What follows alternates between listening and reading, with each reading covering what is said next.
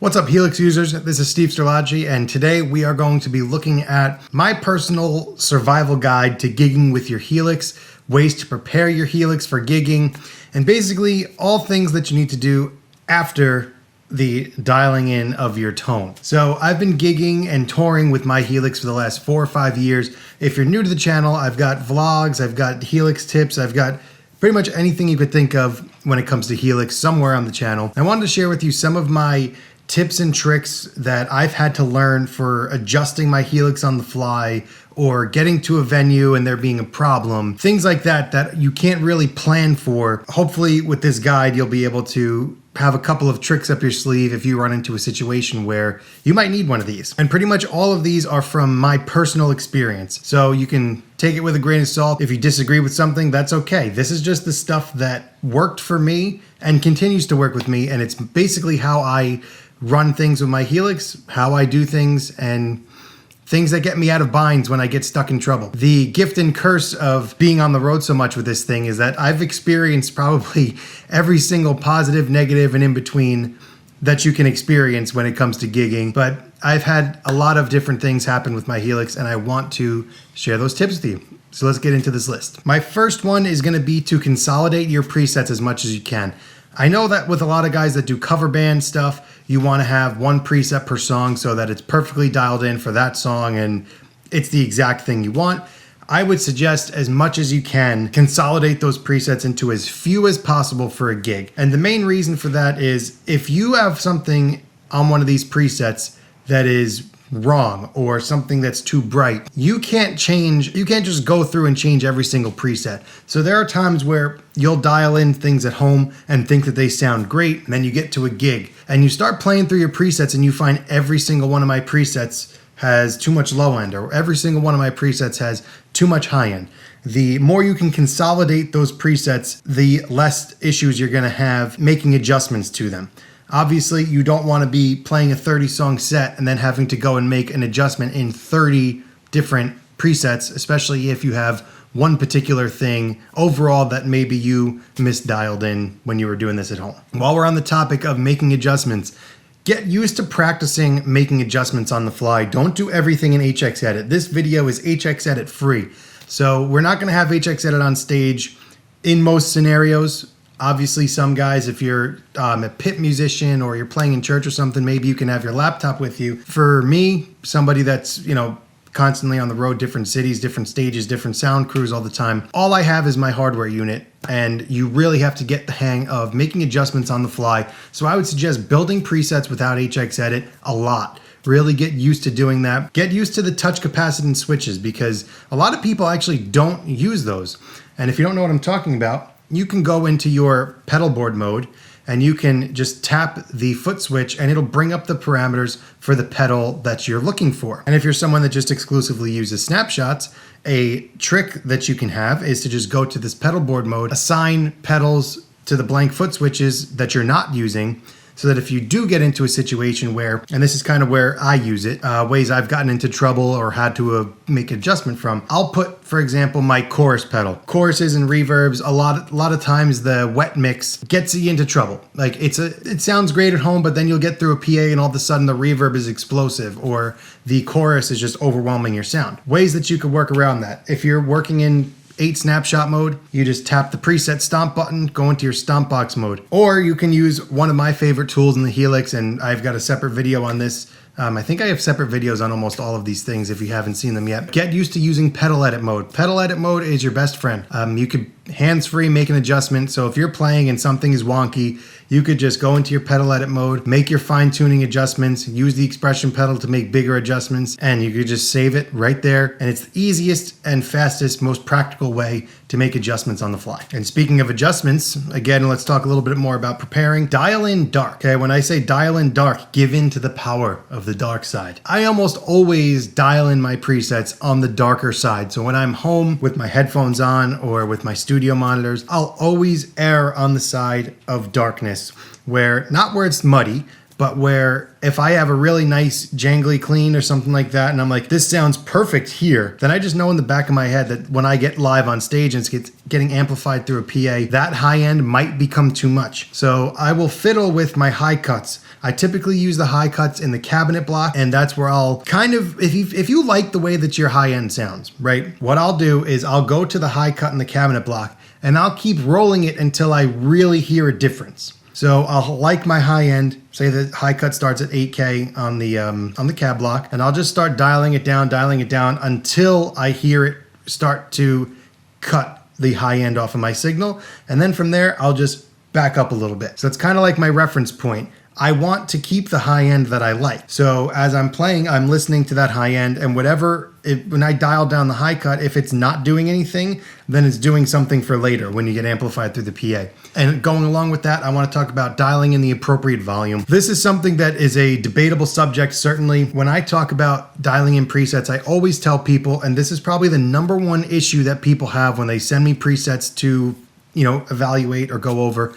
Presets are most of the time too loud. When I say too loud, people are like, oh, the Helix has so much headroom. Yeah, it does. You're hardly ever gonna be able to clip exiting the Helix with your sound. But the problem lies where the device that you're sending the signal to can't handle that much. So a good rule of thumb that I swear by personally is live close to your bypass volume. So when you first dial in a preset, bypass your amp and cabinet and listen to that volume. You don't want to amplify that volume too much. You don't want it to be the exact same volume as your DI guitar. If this is your DI guitar, you could bring your amp volume up around here. It doesn't matter. It just needs to be a little bit close, because when you get to the point where your channel volume is all the way up and your gains are all the way up, you're never gonna get a clean sound. So if you're somebody that struggles getting a good clean sound, you say the clean sound's never loud enough, that's probably your problem, is that you have channel volume and your gain all the way jacked up, and that you're gonna blow up a mixing console, or you're gonna get somewhere, they're gonna plug you in and they're gonna say, holy crap, you need to turn the gain down on that. And you're gonna say, oh, why? My Helix is fine. It's not the Helix, it's the amount of volume that you're sending out to the device. I kind of learned this the hard way.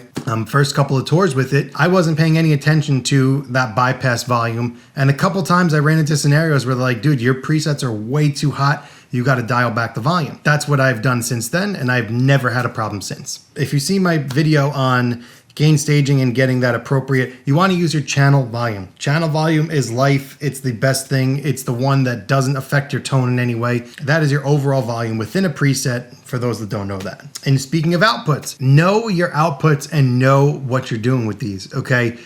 Set your output accordingly to your situation. If you're going XLR, direct to the front of house, direct to a console, it should be set to mic level. If your XLR is going into, or your 1/4 inch is going into a floor wedge that's with you on stage, or the Line 6 power cab, or any of the monitoring solutions that you might have, that is a line level. Speakers, actual speaker system, right? You have a powered speaker, those want a line level. When you're going to a mixing console, or a desk, board, whatever you want to call it, those always want a mic level. You can always just think about it this way. If you had an amp on stage and they put a mic in front of it, what type of signal is getting to the engineer? Microphone level. So always make sure that if you're going XLR to the house, you want that to be at mic level. And if you're somebody who's working in stereo, me personally, I make life very simple. From my experience on the road, I want things to be easy, simple. I don't need to worry about having stereo presets. I get that, in some worship communities and in some very specific cover bands, you want to have that stereo thing. But for me, doing original music, I keep my mono signal and I live with that. I have one cable and I don't have to worry about it. If you are going mono, or if you're normally going stereo and you run into a venue that says, we don't have enough channels for you, what do you do? So the Helix will always sum you to mono with a mono block. So what I mean by that is, if you have stereo stuff set up and they can't accommodate you being stereo, you could just put a simple gain block last in your chain and it'll sum everything to mono. I'm not 100% sure if Helix automatically sums you to mono if you have a stereo setup and just plug into the left. I think you're gonna get some weird results doing that. So I would always make sure that you sum those down to mono before you go mono to front of house. And if you're a guy that goes stereo, make sure that you're using stereo effects. If you're not using stereo effects and you're kind of just going stereo to go stereo, it's never benefited me at all. Next, we have the knobs on the Helix that I choose to not use. So if you've seen any of my videos or you've seen my actual Helix, you'll see that my preset knob has tape over it. And I get this question all the time. Why do you have your preset knob taped? And the answer is very simple. Because I've snagged that with a cable and completely changed to the wrong preset at the absolute worst possible time. You could see my fail video up here. I will link that. It was in front of 10,000 people, and I was running both mine and our singer Jessica, who's also my wife. So you can imagine how this went. Running both our signals through my Helix, and I completely muted her during her guitar solo by snagging that preset knob. So I taped that thing down. And I also bypassed the big volume knob on the Helix for the same exact reason. Unity gain on the Helix is when that volume knob is all the way up. That is the rule, if you will. That's how it was designed. That's how it was made. Unity gain is when that volume is all the way up. So for me, I bypass that completely when I'm using XLRs to front of house so that nothing will affect that signal. I don't have to worry about snagging a cable and my sound in the front of house getting screwed up. What I do control with it is my 1/4 inch output, which I always send to my FR on stage if I have one. So that volume, if something stupid happens to it, it's only me that it's affecting on stage, and it's not affecting what the audience is hearing, which is number one. So now you might be wondering, well, you just said to be careful if your presets are all too hot, but now I don't have the volume control to fix that. What do I do?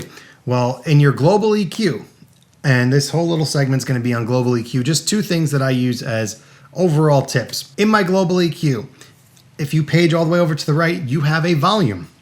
So you can use that to dial in the exact specific overall global volume that you need to send.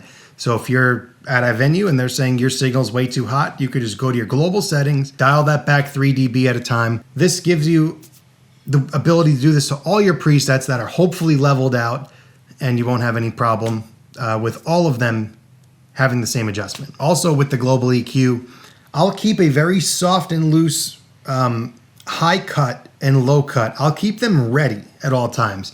So I'll usually have the global EQ bypassed completely. I hardly ever use it unless you get to the venue and everything is super bright and super tinny. So if you get to a venue that's all tile and it's really, there's a lot of reflections in the room and everything is sounding like you're chewing on aluminum foil, I'll keep a loose high and low cut on, and then I'll just go to global EQ and bypass it, or in this case, enable it. And then I'll have those high cuts that I could just make globally across all my presets, because when they say to dial in the global EQ to the room, it's not a phrase to get overwhelmed by, where you're like, oh shit, I don't even know what I'm doing. How am I supposed to EQ to a room? All you really need to do is have your high cuts and your low cuts appropriate depending on the room. So I've had to do that only a few times, pretty much ever. This next one's a fun one because I've done this so many times. I've made this mistake. I always thought that there was something wrong with my Helix. Like there were so many times where I'd get to a show or get to rehearsal, I'd turn on and be like, I have no sound. I have no sound. My volume pedal's up. Why do I have no sound? One of the biggest things that you could do on accident is you can save your preset with the volume pedal off. And when you do that, the volume will be off when you enable that preset. So if you have it dialed down, that's not a global setting with the volume pedal. So if you save it with the volume pedal on 0, it will be on 0 next time you pull up the preset, regardless of where the volume pedal is. This can save your life because you will absolutely panic and wonder what the hell's going on, but it's basically because you saved it with your volume pedal heel down. It's a stupid one, but trust me, it's happened to a lot of people, including myself. And I'm gonna wrap this up with an overall, just a general thing to get the hang of is to explore your global settings. Just look through your global settings, page through, and just kind of get a flow of what does what and where things are so that you're not lost when these situations arise on stage and you get into those situations where I need to do something and I don't know how to do it. You should always know how to do it, right? That's on you to prepare before you even get to the gig. So you should have a look around the global settings. If you want to jot them down in a notepad in your phone or something, just kind of write down a basic navigation of how to get to my microphone out. How do I know that my XLR out is line versus mic? If you have to write those down, write them down. but absolutely get used to using the global settings, know what goes where, so that you can always have a way out when you get into trouble. All right, so that does it for this list. I hope you guys learned something out of this. If you have any questions, please don't hesitate to ask below. And if you made it this far, I really appreciate you watching. Thank you for the support, and I will see you in the next one.